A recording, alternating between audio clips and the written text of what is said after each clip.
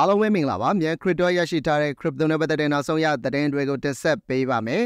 အမြင့်ဒေါ်လာ10 billion အထိရှိနေပြီဖြစ်တဲ့ MicroStrategy ပိုင်တဲ့ Bitcoin တွေသတင်းနဲ့အတူ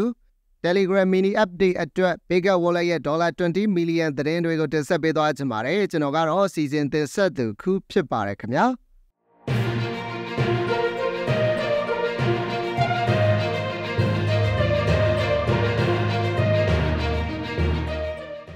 ပထမတစ်ပုံအနေနဲ့အမြင့်ဒေါ်လာ10 billion အထိရှိနေပြီဖြစ်တဲ့ MicroStrategy ပိုင် Bitcoin ရဲ့သတင်းကိုတင်ဆက်ပေးချင်ပါတယ်။ Bitcoin ရဲ့ All-Time High ဈေးကတနေ့တစ်ခါအသစ်ဖြစ်လာလိုက်တာအခုဆိုရင်ဒေါ်လာ 89,000 အထိဖြစ်သွားခဲ့ပါပြီ။ Bitcoin အတက်မှာပျော်တပြုံပြုံဖြစ်ကြဆုံးသူတွေကတော့ဈေးအကျမှာတွေကလိုက်ဝယ်ပြီး DCA လောက်ထားကြသူတွေဖြစ်ပါလိမ့်မယ်။ DCA လောက်ထားကြသူတွေထဲမှာအကျဉ်းဆုံးကတော့ MicroStrategy ပဲဖြစ်ပါတယ်။ကမ္ဘာမှာ Bitcoin အများဆုံးကင်ထားနိုင်တဲ့အဖွဲ့အစည်းဖြစ်ရပ်တည်နိုင်နေတဲ့ MicroStrategy က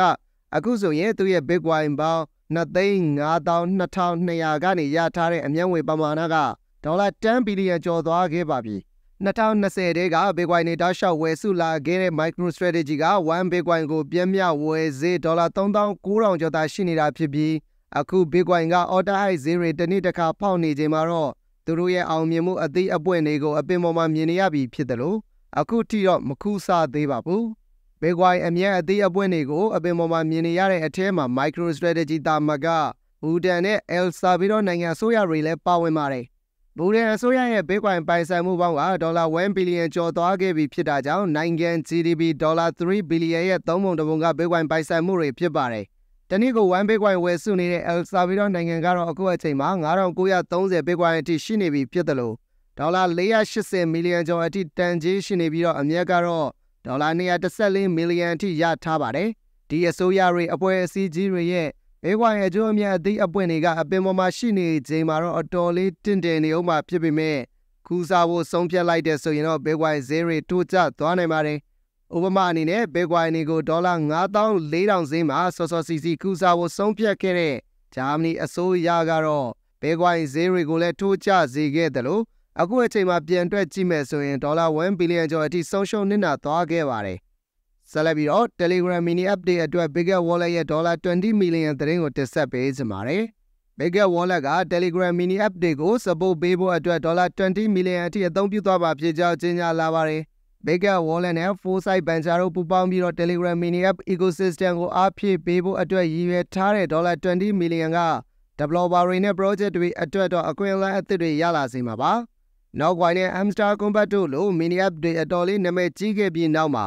Telegram ရဲ့ mini app ecosystem ကလည်းအလင်းအမြန်ကိုကြီးထွားလာခဲ့ပြီးတော့နာမည်ကြီးအမတ်တစိမ့်တွေလုပ်ငန်းတွေရဲ့ user နဲ့ platform ကြားကန်တဲ့တခုလိုအသုံးချလာကြတာပါ။ Telegram ရဲ့တွန်ကလည်းဒီ mini app တွေအကြောင်းပြပြီးအလင်းအမြန်ကိုဈေးတွေတက်ခဲ့ပေမဲ့ Telegram founder ပါပဲဒူရောအပန်းခံရပြီးနောက်မှာတော့ဈေးတွေပြန်ကျသွားခဲ့ရာကနေအခုအထိသေချာပြန်မတက်နိုင်သေးတယ်လို့တွန်ရဲ့ total value loss ကလည်းဇူလိုင်လမှာဒေါ်လာ996 million အထိရှိခဲ့ရာကနေတဝက်ကျော်အထိထိုးကျသွားခဲ့ပါတယ်။တစ်ပတ်မှလည်းသမိုင်းတစ်လျှောက်အကြီးဆုံး airdrop ဆိုပြီးကြွေးကြော်ခဲ့တဲ့ Hamster Combat ကသူတို့ရဲ့ airdrop အပြည့်မှာအားလုံးပို့သားတဲ့မြစ်တာတွေကိုခံယူခဲ့ရတာကြောင့် mini app တွေအပေါ်မျှော်မှန်းထားမှုတွေထိုးဆင်းသွားခဲ့ရပါတယ်။ဒါပေမဲ့ Bigger Wallet ကတော့တွန် ecosystem ကိုပြန်ပြီးအရှိန်မြင့်တင်ပေးဖို့အတွက်ဒေါ်လာ20 million grant program ကိုကြီးညာလာခဲ့တာဖြစ်ပြီးဒီ program ထဲမှာနည်းပညာပိုင်းဆိုင်ရာအကူအညီတွေ operation နဲ့ marketing အကူအညီတွေပါဝင်ပါတယ်။ဒါအပြင်အခြား Telegram mini app တွေနဲ့ viewer မြောက် partnership ဖန်တီးနိုင်ဖို့အတွက်ကိုလည်းကူညီသွားမှာဖြစ်တယ်လို့